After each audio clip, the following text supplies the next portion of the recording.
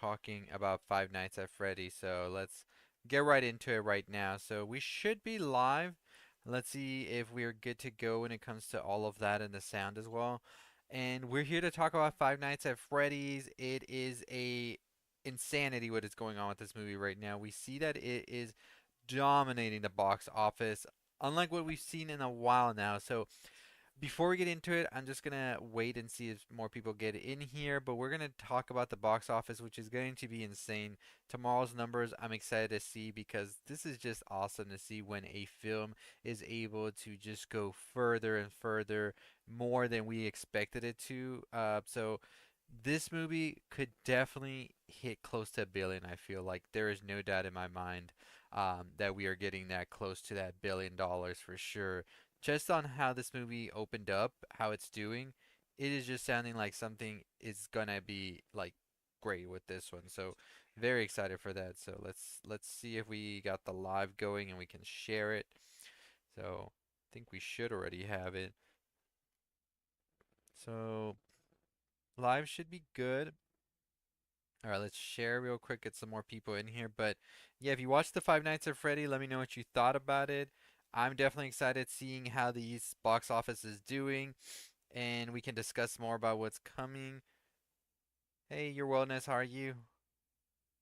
This is definitely crazy. This is a movie that is apparently the highest opening video game film, and it could definitely beat some of the records from some of the horror films as well.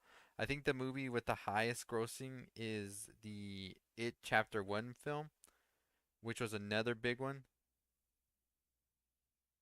And yeah, so we're gonna go ahead and share this on the Twitter right now. Yeah, I agree. It was definitely a surprising outcome. My theater I was watching it was packed and everybody was just excited about it. So definitely huge, huge numbers that Five Nights at Freddy was pulling here for sure.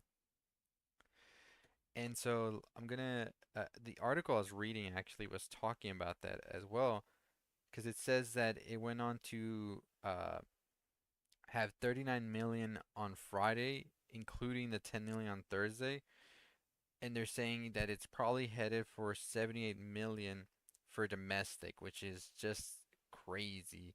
So apparently that was higher than Super Mario, which I was surprised by that as well. They say that it's also going to be the biggest horror opening for this year, with Scream being like close to it at 44. And if it can go over 146 actually, then it'll be over Mario when it comes out to the weekend.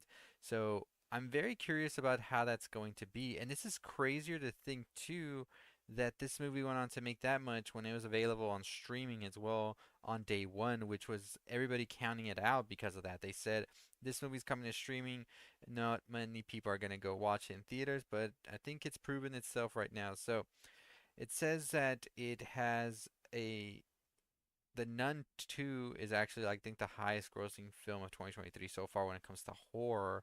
So I'm very curious to see how it surpasses that one when it comes to that. Halloween 2018 had 76.2 million, which was the biggest opener for Blumhouse to date, but that is now until FNAF came around and is seemingly going to go over that for sure.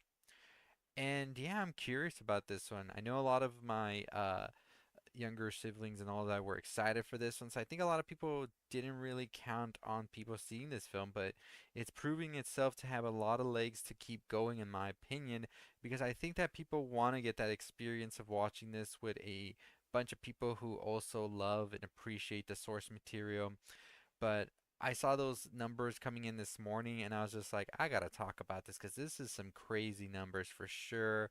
And I'm definitely excited to see where Blumhouse wants to go next with this one because I think that some of the story that they were building up here with the dreams and all of that would be an interesting story to sort of get more into as we go further into the lore itself. So I'm definitely excited to see what Blumhouse and everybody involved here wants to do next with the franchise. There was like a little post credit, like somebody talking at the end. Apparently, some people have deciphered or wrote down the letters they were saying, and it comes out to "Come find me." And I do want to talk more about that. I have some scenes to see. Yeah, I definitely do think there was a lot of negative things coming out for this movie. I see it more as I'm a little bit invested into some of the lore here and there for FNAF. I never really played the games as much until recently and didn't get too deep into it, but there is a lot of subtle nods here from the games and all of that. And I definitely do see if you're not too invested into the film, it might just be a film that's better to catch streaming. I wouldn't say to go full on and go watch this in the theater because there's more of these like Easter eggs and stuff laid out. But I will say, if you're looking for something to watch just at home or to stream, this is definitely it. It's more of a gateway horror, I would say, where there's not a lot of horror or things like that. Like, it's like a movie you watch when you're starting to get into horror, or especially um, as a fan. It's not too crazy or anything like that, but it is a sort of interesting story, I would say, as it's building up. Yeah, that definitely love that for them as well that they are getting this film after all of these years.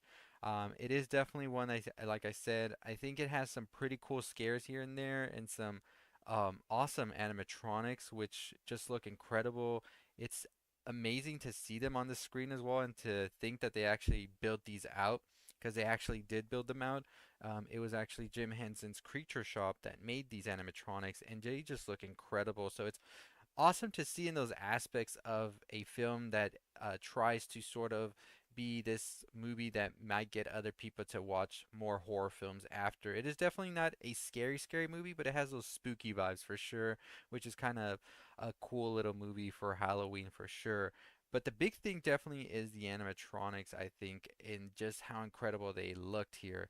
I think the story as well was interesting and had some awesome qualities to it.